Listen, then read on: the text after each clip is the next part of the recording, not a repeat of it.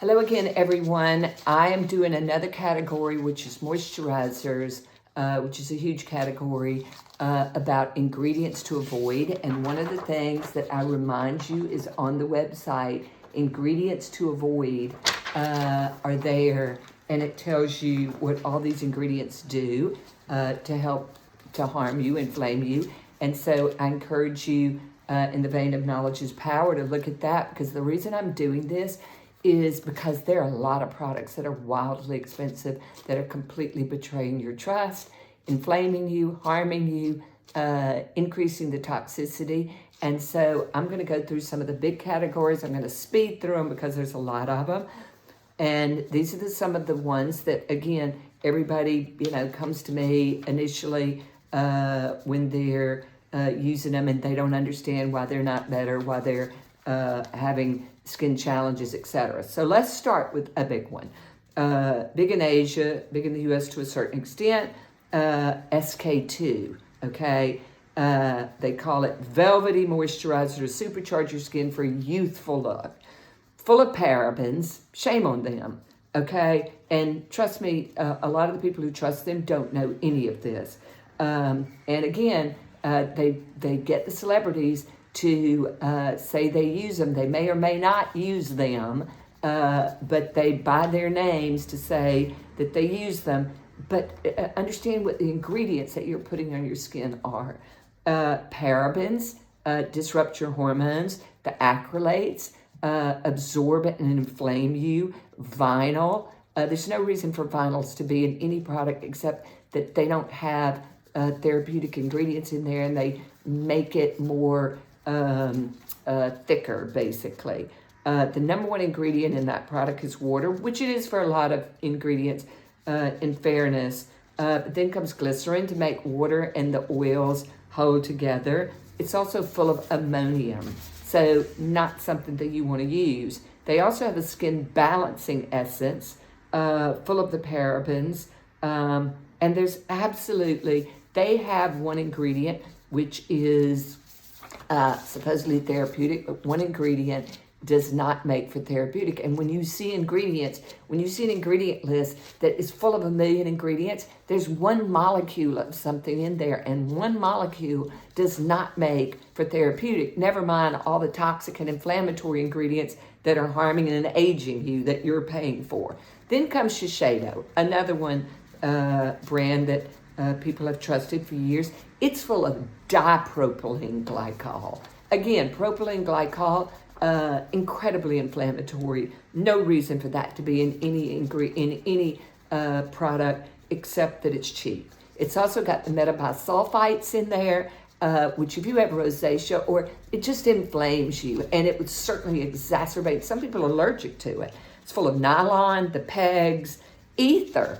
That basically is just to make ingredients mesh together, which means the formulation, in my humble opinion, is very lacking, and full of silica. Silica gets in your pores and inflames them. Then let's go to a very expensive product, La Mer, okay? La Mer, and understand that some products started out being good with the original formulators, and then they get sold. You don't know they get sold, and it's why you always have to look at the ingredient list, because as these companies get sold, they change and cheapen the ingredients of companies that you trusted and thought were non-toxic. Very important to understand that. So, La Mer, the biggest ingredient that's in there, it has some seaweed in there. Great. Seaweed gives you some iodine, gives you some minerals, which may or may not in any way absorb, depending on how the sourcing and how the ingredient is processed. But the number one thing is mineral oil, which is a petrolatum, crude oil, petroleum product. Why would you spend all that money for that? Then it's got it's mineral oil. Petrolatum just stops up your pores. Lanolin, look, you can use it on your hands, but stops up your skin. It's full of paraffin, which is just wax, and it's also got aluminum. Why would you spend that money for something that's all marketing and not therapy? It will moisturize dead skin to a certain extent, but it'll stop up your pores and age you. Then comes La Prairie, even more expensive. La Prairie has 1 million ingredients in there, which means that nothing has enough volume of ingredient to be therapeutic. And when you put all those ingredients in there, look, formulas have a certain amount that you can put in, and then they're full. So it means you can only put a molecule of something. It's got aluminum in there. It's got mica. You're spending $1,500 for something that's got aluminum and doesn't have enough ingredients to do anything other than moisturize dead skin. Knowledge is power. Know what you're spending your money on. J-Lo has a new product line. Okay, J-Lo, I'm doubtful, but it's possible, is formulating. We love J-Lo for her music, but these products, again, have one molecule of anything in there. Mica, which might make your skin shine a little bit. It's got some oils in there. It's going to moisturize dead skin. Acrylate. So understand that celebrity is meaningless. They just sell their name to go on products and sell you something at a higher amount so everybody gets paid. Kiehl's, which we've all trusted over the years as being non-toxic. It's been sold over the last number of years. Their sun protection is all chemical sun protection, which means that it inflames your skin. Certainly not good for it. We've talked in the sun protection part about the sun protections needing to be a physical with zinc only, not titanium, and all the chemical ingredients do not protect you against the sun. They just delay the damage temporarily and increase damage. Then they have a facial moisturizer, Kiehl's facial moisturizer. Shame on you. It's full of propylene glycol, trithanolamine, which disrupts. It mimics as estrogen in men and in women. Not good for your breasts, not good for your prostate, not good for your weight struggles if you have them. Full of the pegs. Look, it's got some olive oil in there, which is fine and dandy, but you can buy your own olive oil. SK2, I showed you this one, told you about the ingredients. Then comes another one, which is getting a lot of traction, supposedly non-toxic, which is Augustine Bader. Augustine Bader, not non-toxic, propylene glycol in this particular product. And so some of them, again, big ingredient deck, which means lots of different ingredients, which means that there's no ingredient formulation is about putting different ingredients together to make everything work even more. But when you have that many ingredients in there, it means that nothing's strong enough to be therapeutic. Again, science, not marketing. Another big one that people use a lot, Rock. Okay, this one is supposed to be a 5-in-1 night cream, even tone and lift. Okay, Rock, full of propylene glycol. We've talked about how inflammatory that is. Acrylates, really bad for you, inflame you as well. Titanium, heavy metal. You should never have titanium. Anything that has a fragrance in it is a cheap ingredient. Can inflame people. So in no therapeutic medical products are there ever fragrances. And it's full of ammonium. Then comes another in high-end markets, used a lot, Clé de Peau, expensive.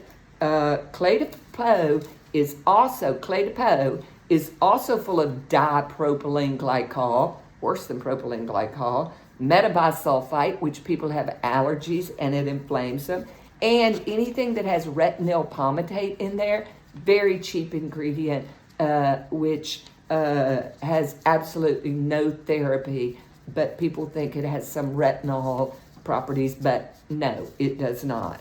Then we go to Olay Regenerist, another product that's used quite a bit.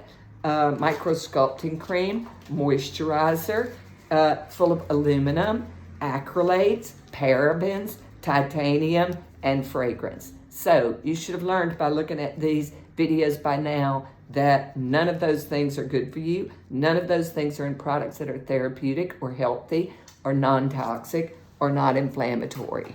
Then the other one, which is used quite a bit, is Revitalift L'Oreal. Revitalift L'Oreal. This one is supposedly a pro-retinol. It's supposedly a vitamin C and hyaluronic acid. And if you look at the ingredients, there is no such thing as a pro-retinol. I mean, the way your body recognizes, absorbs, and processes retinol, there's no such thing as a pro-retinol.